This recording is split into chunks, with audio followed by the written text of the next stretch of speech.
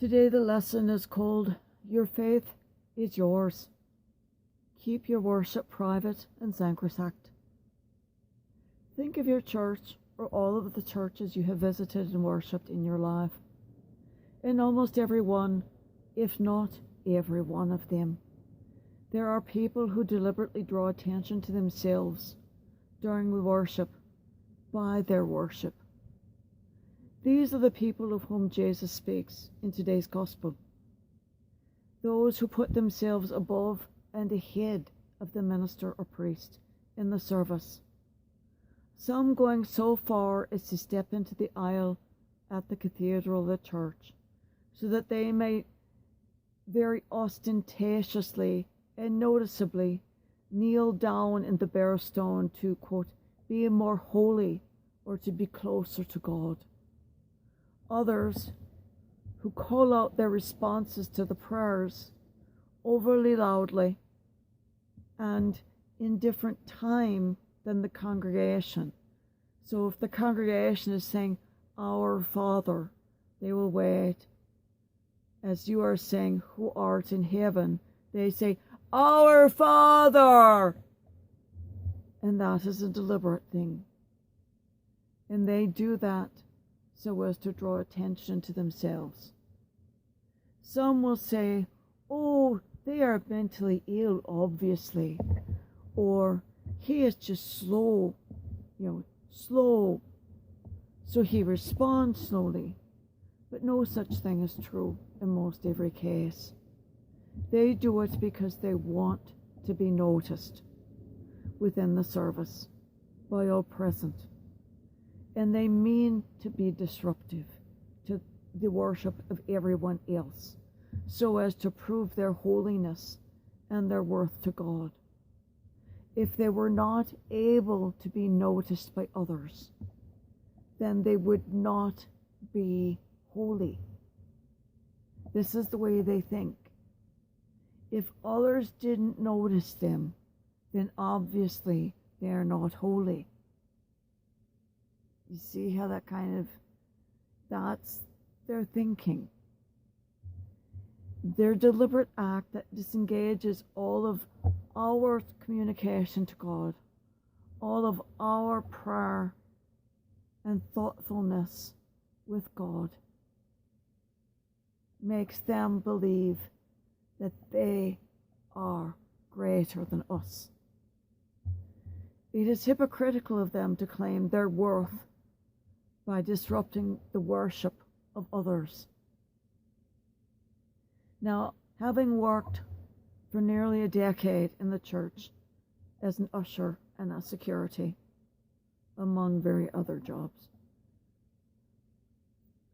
there was a lady who used to take to calling herself the bishop, because she knew that in another life she must have been one, because she is so close to God. This is literally what she said. When we saw her enter the church, we all marked where she was, or one of us would clock where she went up. She always sat to the front of the church. Every single time. And when it was my turn to clock her, I noticed she was always in the front 3 rows where she could jump out quickly. And when it was almost time for service to start, we would go quietly and move her to the back. If she sat in the back where no one could see her, where no one could note what she was doing, she would pray and behave like a normal member of the congregation.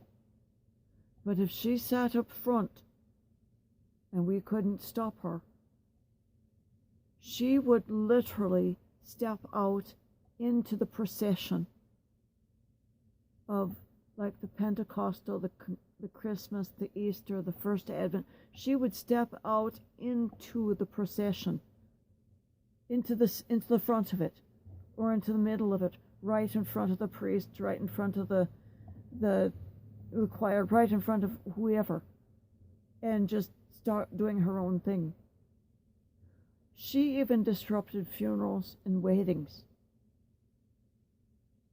But from the back, if she was in the very back of the church, the back 6 rows, she did nothing. She simply worshipped and acted like a regular congregational member. She wanted and needed an audience.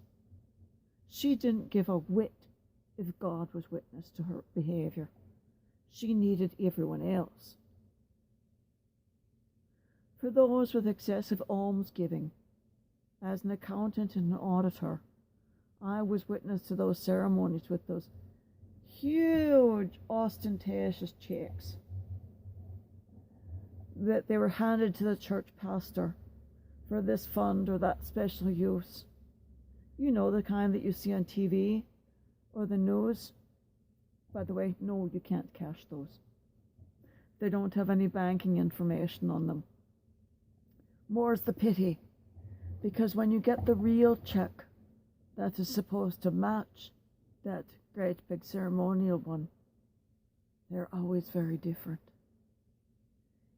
It often never came through at all. And when a large donation like that is publicized, replacing it when the donor hasn't publicly been noted as having financial issues or hasn't been noted as being under legal audit or being under investigation, it is next to impossible. And that threatens the entire project or even very valuable programs to the community. That occurs in over 20% of all of those public checks that are donated throughout the world. There's actually studies about this, so I speak of what I know. In the United States, it's 27%. The faith-based organizations never receive those monies, and everyone says, oh, go to the mother church and get what you need. No mother church has money. There's no mother Lutheran church, no mother Protestant church. And the Catholic Church in Rome has no money to give to each of the individual parishes. They're all broke. Why do you think they're always taking up all these little collections for things? They don't have money even to do heating of the parishes. That's why all the churches are closing and joining together. Because they have no money. They need the money when it's being promised to them.